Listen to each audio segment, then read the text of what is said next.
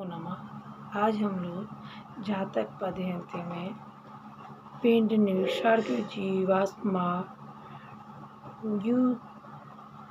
के बारे में अध्ययन करेंगे।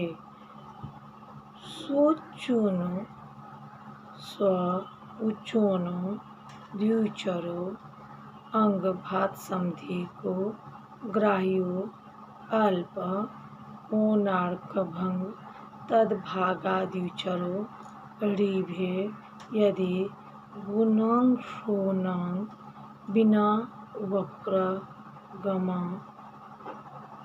द्व्याप्ता अस्तमिते विना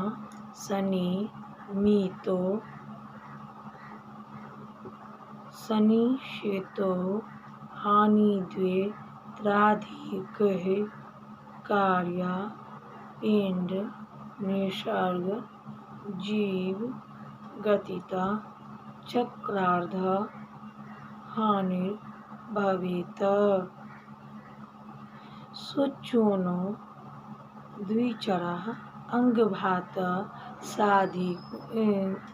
समधि को ग्राह्य अंगभादल्प कोणार्कभंग ग्राह्यम तद्भागा पिंड निसर्ग जीवायुः गतिते यदि वक्रगं बिना द्विचरो ऋभे तदा तद्भागा गुणांशोनाः कार्यः तदास्तमिते ग्रहे सनिषेतो विना तद्भागा व्याप्ता अत्र हानि द्वे अधिकैक व्याप्ता पिंड निसर्ग जीव गतिते चक्रार्ध हानि भवेत्। स्व उच्चूनो विशुद्ध भागा कार्यः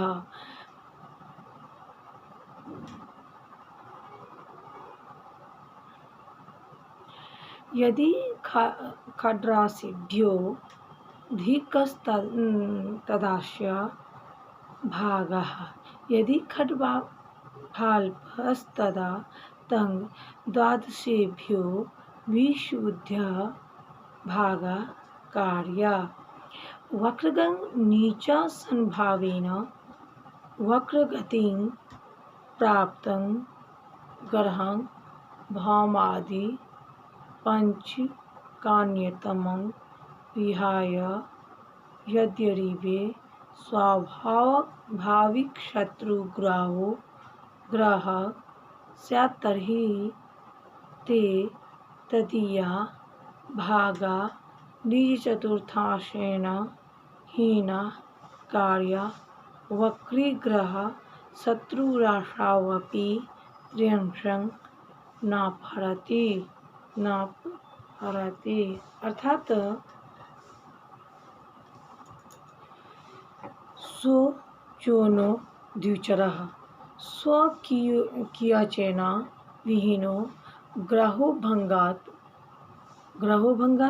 खड्राशिभ्यः समधि को ग्राह्य राशि खड्गादल्पश्चेत् तदा अल्पकोणार्कभंग रसभाल्भंग द्वादश राशिभ्यो विशोध्यं शेषं ग्राह्यं तद्भागा तदीयांशा कार्यः ते पिंड निसर्ग जीवायु भागा ज्ञेया यदि वक्रगतिग्रहं बिना द्विचरो मार्गगतिग्रह अरिभे शत्रुराशो स्थितस्तदा तद्भागाः गुणांशोनाः स्वतृतीयांशेन हीना कार्या वक्रगतिग्रह स्वत्रिंशः नेत्रापहरति तथास्तमिते अस्तंगतं ग्रहे शनिशितो बिना तद्भागाद्व्याप्ताः अधिताः कार्याः शनि शुक्रावस्थं प्राप्तावपि स्वार्धः न पहरत इत्यर्थ। अर्थात अत्र हानिद्वे प्राप्त्यधिकाः महत्तैरेकवार्ध हानिरेव कार्या नैव हानिद्वयं कार्यम्। पिंड निसर्ग जीव गदिते चक्रार्ध हानिर्भवेत्। अत्र नैसर्गिको ग्राह्य न तु तात्कालिक अस्ति। ग्रह में अपने उच्च को घटाकर शेष 6 राशि से अधिक हो तो उसका अंश बनाना चाहिए। 6 राशि से अल्प हो तो उसको 12 से घटाकर शेष का अंश करना चाहिए। और पिंडादि त्रिकायुर्भाव होता है। यदि ग्रह शत्रु ग्रह में हो तो आयुर्भाव में क्या करना है? आयुर्भाव में तृतीयांश घटा देना चाहिए। यदि ग्रह वक्र गति हो तो शत्रु ग्रह में भी तृतीयांश हानि घटाना चाहिए। यदि ग्रह अल्प हो तो आयुर्भाव में आधा कम करना चाहिए। यदि शुक्र और शनि अस्त हो तो अर्घ हानि नहीं होती है। जिस ग्रह की अर्घ हानि और तृतीयांश हानि दोनों की संभावना होती है वहाँ केवल अर्ध हानि होती, आधा हानि होती है। और पिंड निसर्ग जीवायु में क्या होती है? चक्रार्ध हानि होती है। पिंड निसर्ग जीवायु में चक्रार्ध हानि होती है। यह संदर्भ नैसर्गिक विचार करना चाहिए, तात्कालिक विचार नहीं करना चाहिए। क्या करना चाहिए? तात्कालिक विचार नहीं करना चाहिए। स्पष्ट ग्रह में उसके उच्च को घटाने से अंतर यदि 6 राशि से अधिक हो तो उसी अंश क्या करना चाहिए? उसी का अंश बनाना चाहिए। यदि 6 राशि से न्यून हो, कम हो तो 12 राशि से घटाकर शेष को अंशादि बनाने से पिंडायु, निसर्गायु और जीवायु का भाग क्या होता है? जीवायु का भाग होता है। वह ग्रह यदि शत्रु गृह में हो, वक्री में हो, उक्त आयु में हो, उसका तृतीयांश कम करना चाहिए। ग्रह यदि अस्त हो, आधा कम करना चाहिए।